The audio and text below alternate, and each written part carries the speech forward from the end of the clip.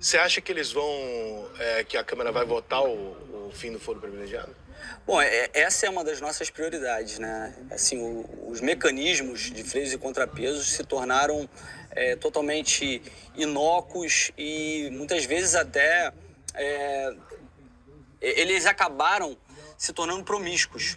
Porque hoje você percebe, né, que esses mecanismos que são instituídos pela Constituição para fazer com que um poder possa fiscalizar o outro e impedir avanços de abuso de autoridade ou que outro poder esteja avançando sobre o poder de outro, hoje eles não funcionam mais.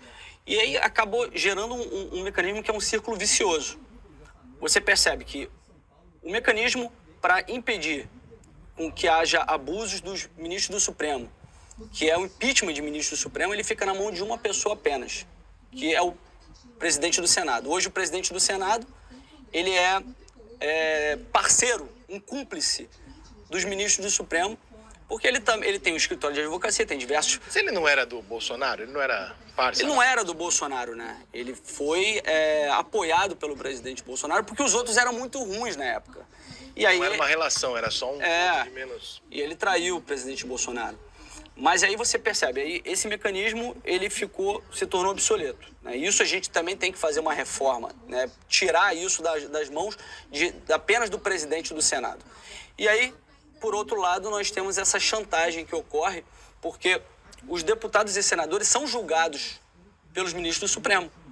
Os deputados e senadores, eles acabam ficando reféns dos ministros do Supremo. Aí o senador, ele tem alguma pica lá com o ministro do Supremo, ele fica pensando, porra, tem esse processo lá contra mim, eu não vou mexer com o ministro do Supremo, não. Então a gente tem que tirar o foro de prerrogativa de função. Me preocupa também a questão de tirarmos o foro de prerrogativa de função e fazer com que os deputados e senadores possam ser julgados por qualquer magistrado.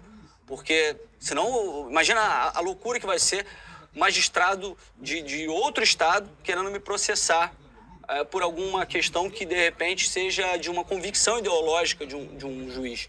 Mas, assim, prefiro até que retire e a gente não fique refém do Judiciário Federal, do STF.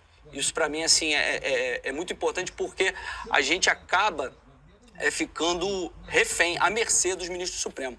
Mas eu acho que melhor do que acabar com o foro de prerrogativa de função, seria fazermos uma reforma do papel do STF. Hoje o STF, ele exerce o controle constitucional abstrato. Aliás, controle constitucional concreto. Nós temos que fazer com que o STF exerça o controle constitucional abstrato.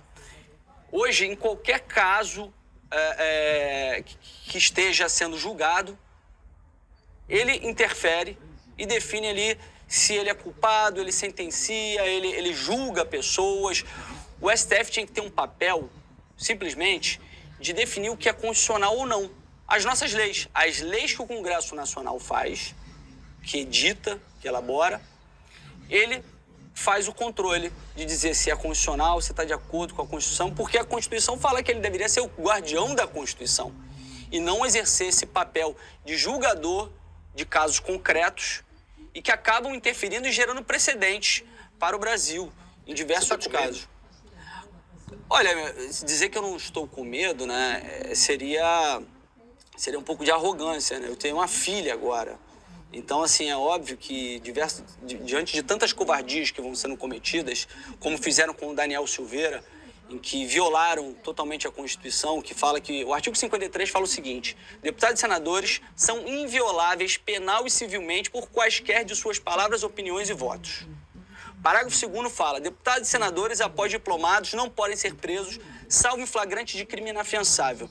O rol é taxativo na Constituição de crimes inafiançáveis, inclusive o próprio Supremo já decidiu por diversas vezes que não cabe extrapolação desses crimes inafiançáveis. Quem foi preso, então? Qual que é o... Eu vou te explicar. É bom esse espaço para mostrarmos para a população o que está acontecendo com o Brasil, porque hoje, de fato, a gente vive uma ditadura. Então, eles já decidiram que não cabe nenhuma lei infraconstitucional decidir o que é crime inafiançável. Para você extrapolar, aumentar o rol de crimes inafiançáveis é via PEC, proposta de emenda à Constituição. O rol é taxativo: racismo, tortura, tráfico, terrorismo, crimes hediondos, ação de grupos armados contra a ordem democrática e o Estado de Direito. São esses os crimes inafiançáveis. O que o Alexandre de Moraes fez para prender Daniel Silveira? Porque ele estava falando palavras que não eram tão bonitas quanto os ministros do Supremo. Porque todo mundo estava numa insatisfação muito grande com esse ativismo judicial que o Supremo vem fazendo há muito tempo e que, na verdade, cresceu muito nos últimos tempos. Daniel Silveira falou algumas coisas que desagradou e ele mandou prender Daniel Silveira por conta de um vídeo dizendo que ali era um flagrante. E aí ele mandou uma ordem de prisão em flagrante. Mandado de prisão em flagrante. Não existe mandado de prisão em flagrante. Existe mandado de prisão preventiva, mandado de prisão temporária. O flagrante é simplesmente cumpra-se. Ele está acontecendo, o Código de Processo Penal fala que as autoridades devem e os particulares podem prender em flagrante quem estiver cometendo crime. Então ele mandou prender em flagrante alguém que estava num vídeo e ele diz que ali era um crime permanente. Não é. Um vídeo é um crime instantâneo de efeitos permanentes. Só por isso já não daria para prender Daniel Silveira, porque não havia flagrante e também não era crime inafiançável. Porque ele nem cometeu crime, mas estava dizendo que eram alguns delitos da extinta, revogada Lei de Segurança Nacional. Aí prenderam Daniel. E aí depois eu fui ver o julgamento do referendo, né? Do colegiado lá, em que... Você é advogado, né? Não sou advogado não, mas estudei muito direito. Estudei para concurso público, a gente já trocou essa ideia aqui da outra vez. Quem que veio aqui que era advogado? Que é dessa galera de direito aqui? Daqui do Rio? É? Alguém aqui que era... Daniel. Daniel. Aí, seguinte, o que o Alexandre de Moraes fez para dizer que o crime era inafiançável? Se eu não me engano, é o artigo 324 do Código de Processo Penal. O artigo 323 fala que não se concede fiança. E aí o 324 fala assim, também não se considera fiança.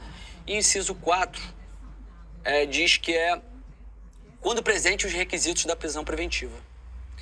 E aí, assim, prisão preventiva já nem cabe para deputado. Só crimes inafiançáveis, prisão em flagrante de crimes inafiançáveis. Presente os requisitos da preventiva. Aí os requisitos da preventiva é para a garantia da ordem econômica, para a garantia da ordem pública, para assegurar a aplicação da lei penal e para a conveniência da instrução criminal. Ele dizia que estavam presentes os requisitos da preventiva, então não se concedia fiança. Se não se concede fiança, o crime é inafiançável. Cara, isso é uma decisão teratológica absurda. Isso daí foi uma gambiarra. É tão bizarra que ele fez para dizer que o crime não é inafiançável, porque o crime não é inafiançável porque não se concede fiança. Ele é inafiançável na origem. Qual que é a origem? A Constituição. Por exemplo, o furto é um crime inafiançável, é um crime afiançável, um crime que pode se conceder fiança em qualquer hipótese. Só que em algumas possibilidades, se estão presentes o requisito da preventiva, por exemplo, se o cara ele cometeu um furto e ele está tentando atrapalhar as investigações, então nesse caso, para assegurar a aplicação da lei penal... É inafiançável. Não, ele não se concede fiança. Entendi. Mas ele não é inafiançável, entendeu? Não é porque ele deixou de conceder fiança que o crime deixou de ser inafiançável. Entendi. O crime deixou de ser afiançável. O crime é afiançável, mas não se concedeu fiança por questões particulares daquele caso, entendeu? O crime é afiançável, mas não se concede fiança. O crime é inafiançável sempre na Constituição, que são esses que eu falei.